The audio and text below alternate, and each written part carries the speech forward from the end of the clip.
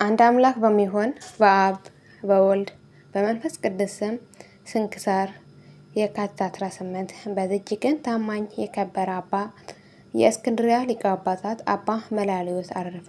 ይህ ቅዱስ አዋቂና አስተዋይ ነበረ። በታናሹ ቁስጥንጥንያ ዘመን መንግስት በአንጾኪያ ሀገር ሊቀ ጵጵስና ተሾመ። ከተሾመው እስከ 30 ቀን ኖረ። ከዚህም በኋላ አርዮሳውያን አወገዛቸው። በአንጾኪያም ካለች ቤተ ክርስቲያን ሁሉንም አሳደዳቸው። ንጉሥን በሰማ ጊዜ ከመንበረ ሲመቱ ሊቀ ጳጳሳቱን ሳሳደደው፣ እርሱ ግን አርዮሳዊ ነውና። የአንጾኪያ ሀገርም ታላቆችና ኤጲስቆጶሳትን ካህናቱን ተሰበሰቡ። ስለ ሊቀ ጳጳሳቱ ይመልስላቸው ዘንድ የልመና ደብዳቤ ጽፈው ላኩ። ንጉሥም ልመናቸውን ተቀብሎ መለሰላቸው። ይህ አባት በተመለሰ ጊዜ አርዮሳውያን ወደ ማውገዝ ተመለሰ። በቃላቸው የሚያምኑትንም ስህተታቸውና ስድባቸውን ግልጽ እያደረገ ወልድ ከአብ ባህሪ እንደ ተወለደ በመለኮቱም ትክክል እንደሆነ ለሁሉም የሚሰብክ የሚያስተምር ሆነ። ዳግመኛ አርዮሳውያን ተነሱ። የንጉሥ ልብ ወደ እሳቸው እስከ መለሱት ድረስ ይህ አባት እየወነጀሉ ወደ ንጉሥ ጻፉ።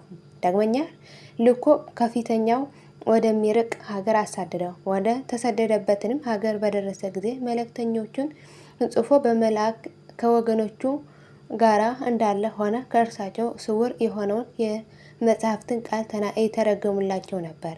በአንጾኪያ ላሉ መንጋዎቹም ይደርሳቸዋል። አዋቂዎች የሆኑ ኤጲስቆጶሳትና ቀሳውስትን ልዩ በሆነች ሦስትነት 318 አባቶችን ያስተምሯት የቀናች ሃይማኖት እንዲያስተምሩ ያዛቸዋል። እንዲህም እያደረገ እስከ አረፈበት ቀን ድረስ በተሰደደበት ብዙ ዘመናት ኖረ። ዮሐንስ አፈወርቅ አመሰግኖታል። የምስጋና ድርሰቶቹንም ደረሰለት። ስለ ቀናች ሃይማኖትን ብዙ መከራ ስለ ደረሰበት ክብሩና ግርማው ከከበሩ ሐዋርያት ክብር እንደማይጎድል ተናገረ። ለእግዚአብሔር ምስጋና ይሁን፣ እኛንም በጸሎት ይማረን፣ በረከትን ከእኛ ጋር ትኑር ለዘላለሙ አሜን። የካቲት 18 ቀን የሚከበሩ ዓመታዊ ቅዱሳን በዓላት፦ ቅዱስ ያዕቆብ ሐዋርያ፣ የቅዱስ ዮሴፍ ልጅ ከ12ቱ አርድእት አንዱ፣ ቅዱስ አባ መላልዮስ ጻድቅ ሊቀ ጳጳሳት በአንጾኪያ ሊቀ ጵጵስና ተሾሞ በአርዮሳውያን ብዙ ግፍ የደረሰበት በስደት ያረፈ አባት ነው። ወርኃዊ ቅዱሳን በዓላት፦ ቅዱስ ፊልጶስ ሐዋርያ፣ አቡነ ኤዎስጣቴዎስ ሰባኪ ሃይማኖት፣ አቡነ አኖሪዎስ ዘደብረ ጽጋብ፣ ማር ያዕቆብ ግብፃዊ። የሁሉም ቅዱሳን በረከትና ረድኤት ምልጃና ጸሎታቸው ከመላ ሕዝበ ክርስቲያን ጋር ለዘላለሙ ጸንቶ ይኑር አሜን።